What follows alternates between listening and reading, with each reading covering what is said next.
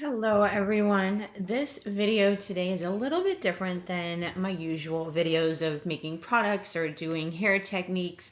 This is actually something I do find is really important and just not many people know how to do. So in this video, I'm actually going to show you the way I budget my bills, and I'm going to show you how to create some SMART goals to really get yourself ahead. So I hope you enjoy this presentation.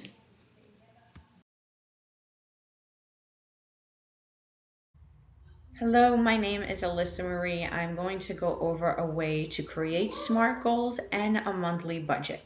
Now, it can be a simple tool to help you achieve your goals.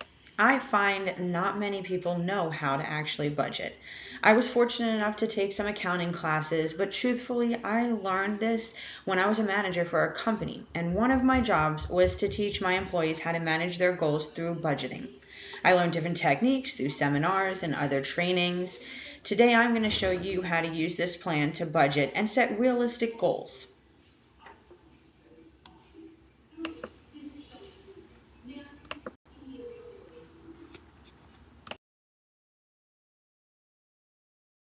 Need to start with is what exactly are SMART goals? They are specific goals that can be measured and achieved in a realistic time frame. Now, if you look at this chart, I have broken down the SMART. S for specific, M for measurable, A for achievable, R for realistic, and T, they must be able to be done in a timely manner.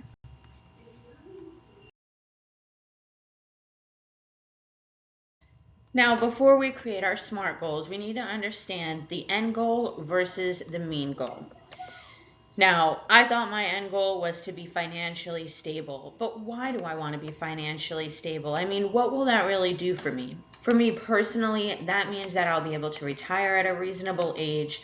I'll own my own home that I can pass down to my children.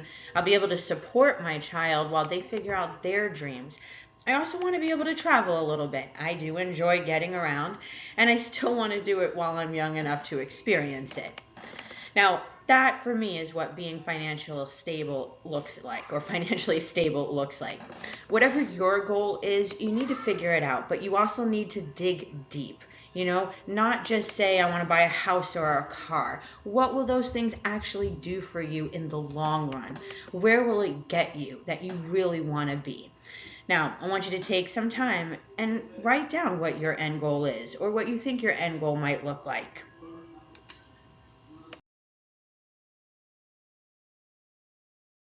Now that you've created an end goal, let's take a look at our SMART action plan, and let's think about 3 means goals that you can work on and make sure they're SMART, of course, because you're going to want to make sure they're specific, they can be measured, it's achievable in a realistic time frame. Now, this is only a rough draft. After you've completed your budget, we will actually revise your SMART goals. Now, definitely take your time when creating these, but remember, they can always be adjusted.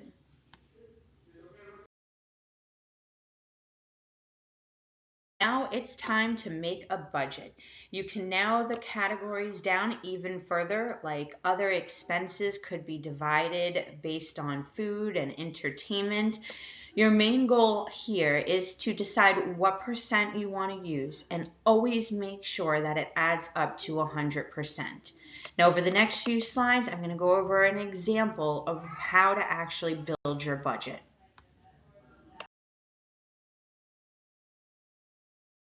Now, this is the budget plan. I am basing this off of someone who makes $36,000 a year after taxes, meaning that their take home every single month is $3,000. Now, I did break this down because you have the housing costs. That should always be about 35% of your income is where your rent or your mortgage should be at. I also put debt as 15%.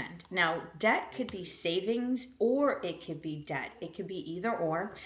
The main thing to worry about when talking about savings and debt, to not go too into detail on that because I can, is that if you have debt, then your savings should be used to pay off your debt. And then once you've paid off debt, then you would want to use that money to put towards your savings, towards retirement, or whatever your goals might look like. Now, the next one is transportation and gas. This could be your car note, it could be your bus fare, cab money, Uber money. Also, gas, whatever that looks like to get you to and from where you need to go, that's part of your transportation. Your insurance now, your insurance can be based on your health insurance, car insurance if you own a car. And then other expenses, as I mentioned in the earlier slide, could be like food, entertainment. Other things that you also have bills or that you spend money on would be considered in that category. Now, once you've actually put those percents in, you would then take, based on your salary per month take home, which is $3,000 in this example, you need to do some math now. Now, with the math, you would take that 3,000 and times it by each percent. When you're timesing 3,000 by 35%, you're actually going to use the example down here, which is 3,000 times 0.35 equals 1,050. You want to do this for each category going down and then fill in what that number should be.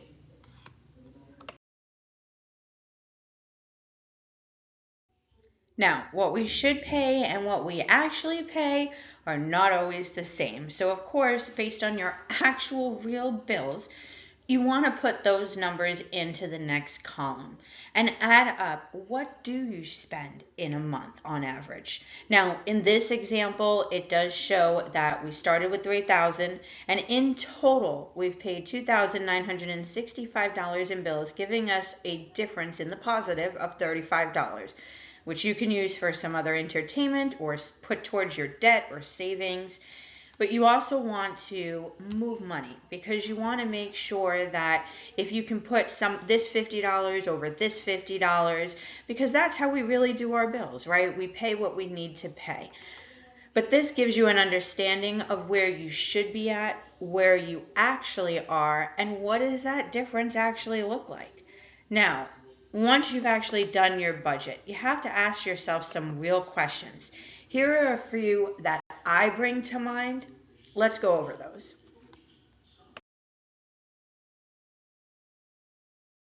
Some of those questions are, am I in the positive or negative for my expenses? What categories am I spending too much money on, or what categories am I saving in? How can this budget help me to advance my SMART goals? And with my budget, how long would it take me to achieve my goals, and is my timeline realistic?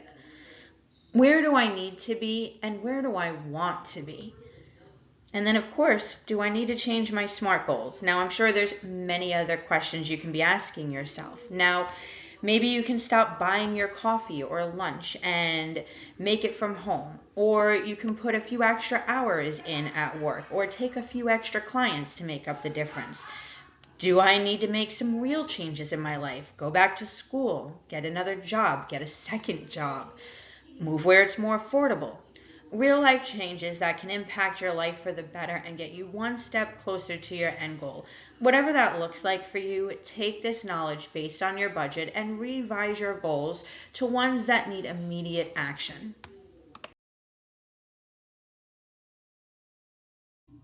Just remember, when revising your SMART goals, they must be specific, achievable, and can be measured in a realistic time frame. Now take some time and really think about the goals you wrote in the beginning, the budget you just created, going over those questions, those really big questions, and then revise this SMART goal. What changes do you need to make this better for you in the long run, right? What can you do in a shorter term notice that's going to get you to that end goal?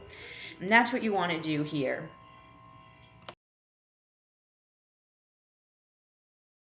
After you've created your SMART action plan, write your plan out. Put it somewhere that you can see it every single day. Now, the most important part after you've actually created a plan is tracking your progress. Without that, how do you hold yourself accountable?